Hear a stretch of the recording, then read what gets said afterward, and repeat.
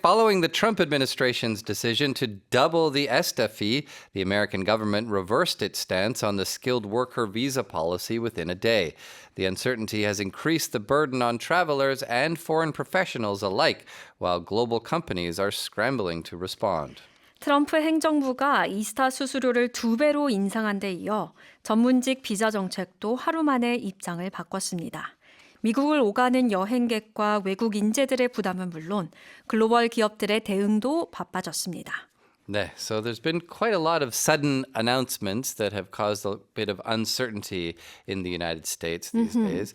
So this was a sudden increase to the ESTA fee. The ESTA is the Electronic System for Travel Authorization, which I'm sure most people know. You have to apply for this. If you don't need a visa, you apply just so you can process your passage into the United States more easily. So now it's $40 up from $21. So just about double on that one. Right, so it's almost doubled, and this is the visa, as I'm sure our listeners are very well aware.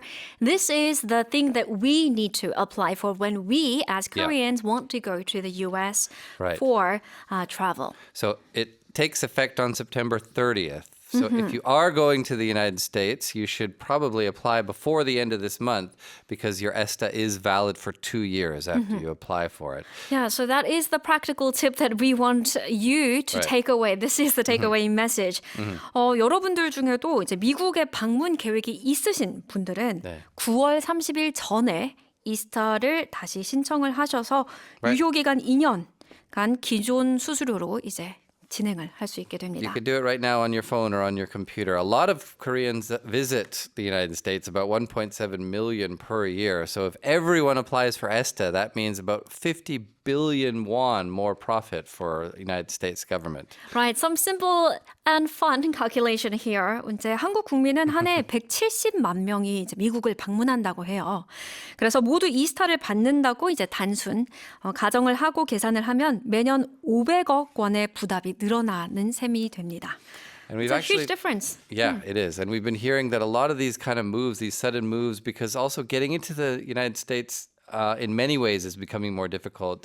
People are getting their phones checked and things like that. Right. And tourist places like Las Vegas have been quite affected by that. So be careful what you store on your phone and your internet usage records as well. All right, so let's talk about the H-1B visa as well, the STEM visa, because the fine print on that has been reversed overnight, hasn't it? Right, so that is the visa for specialty workers, for skilled workers in engineering or mathematics or in medicine, fields like that, only that person can do that job. They're very skilled at it, so they need to be imported from another country in order to do that job because there aren't enough people in the United States that can do it. So the idea behind this is that, of course, more Americans will be trained in order to do these jobs in the country themselves and not need to use people from abroad. But of course, that takes a lot of time, and so it is a huge effect on industry as well. Sorry. No, that's okay.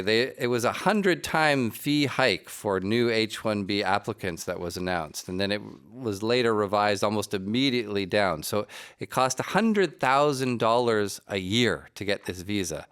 It used to be for a short time there, every year that you're going to be there. Now it's only the first year you have to That's pay. right. 그래서 이제 전문직 H-1B 비자를 신청할 때 100배를 더 내야 됐었어요. 매년 10만 달러를 내야 해. 우리 돈으로 치면은 이제 1억 4천만 원을 내야 해. 라고 이제 발표를 했다가 바로 다음 날에 바꾼 거예요. 아니야. 이게 매년 내야 되는 건 아니고 최초 신규 신청할 때 그때 한 번만 내면 돼. 이걸로 바뀌었습니다. Which is a good thing.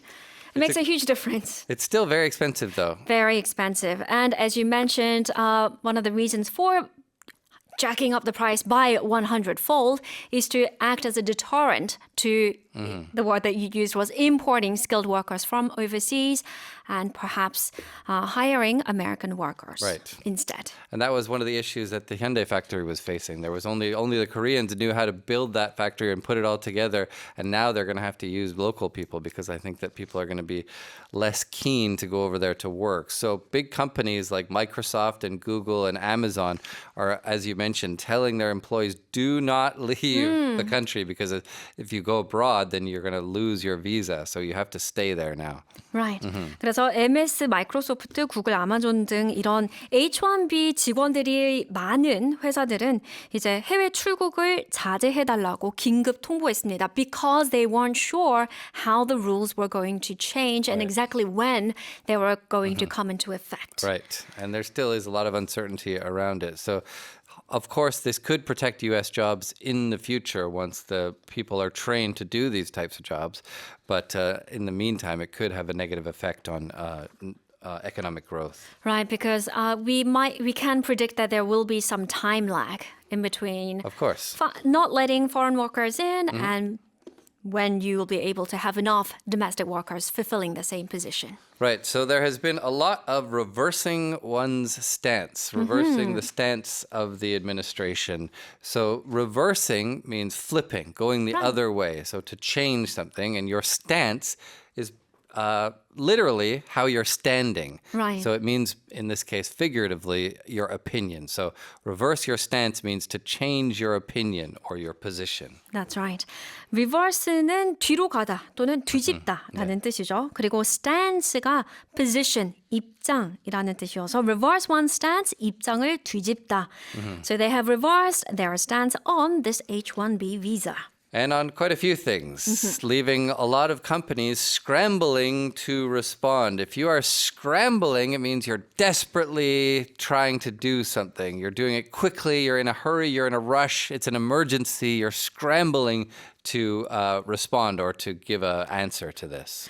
여기서 to scramble이라는 단어가 정말 재밌는데요. 호다닥. 질서 없이 뒤섞이는 느낌을 담고 있는 단어예요. 그래서 우리 왜 달걀 먹을 때 scrambled egg라고 있잖아요. 그거 만드는 거를 상상해 보세요. 우리가 만들 때 그 익기 전에 호다닥 달걀을 마구 휘젓고 뒤섞어야 되잖아요. 네. 그 느낌을 respond, 대응하려는 사람에게 가져오면 scramble to respond. 그렇게 하면은 허둥지둥 대응하다, 서둘러 대책을 마련하다. 이런 뜻이 되겠죠. Scramble to respond. Your brain can also get scrambled up if you're confused. Your words can get scrambled up. That happens to me very often, as you know. It happens to the best of us. All right, so let's hear the news article once more. How about you do it this time? All right. Following the Trump administration's decision to double the ESTA fee, the American government reversed its stance on the skilled worker visa policy within a day. The uncertainty has increased the burden on travelers and foreign professionals alike, while global companies are scrambling to respond. All right, let's go on to the next story. Canada, the UK, Australia, and other countries have officially recognized Palestine as a state. In response, Israeli Prime Minister Netanyahu strongly condemned the move, calling it a reward for terrorism. 캐나다, 영국, 호주 등 주요 국가들이 팔레스타인을 국가로 공식 승인했습니다.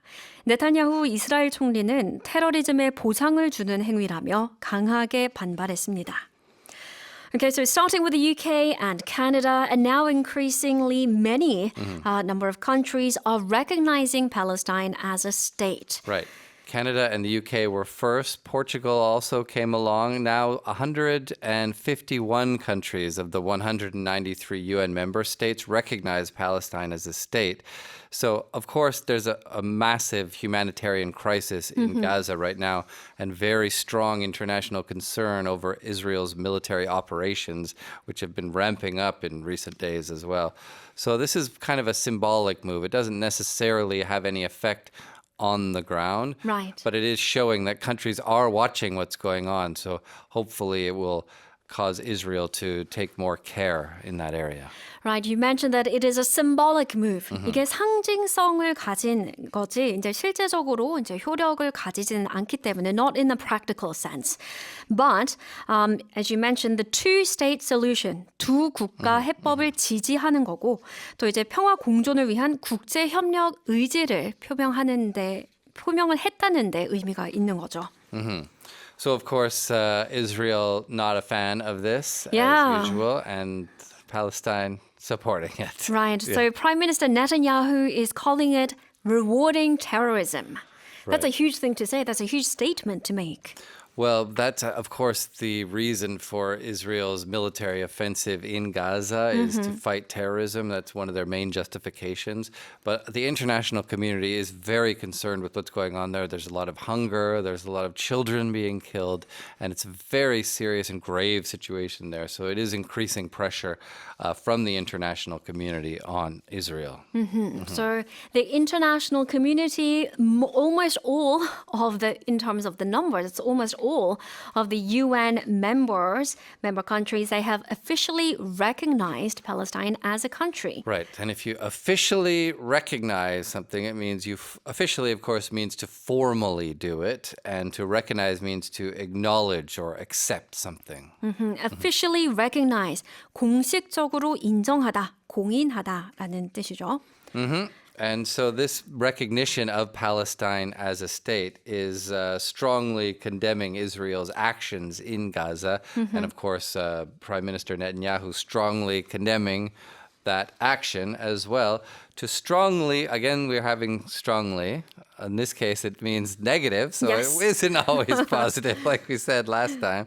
It just means to do something very hard, right? To criticize someone or something very forcefully. Right. If you condemn someone, you're saying, oh, that is very wrong. Right. You shouldn't be doing that. You are in the wrong. Strongly condemn, 강하게 반발하다. 라는 뜻이죠. So there is some mutual condemnation going on there. Absolutely. All right, so here's the article once more. Canada, the UK, Australia, and other countries have officially recognized Palestine as a state. In response, Israeli Prime Minister Netanyahu strongly condemned the move, calling it a reward for terrorism.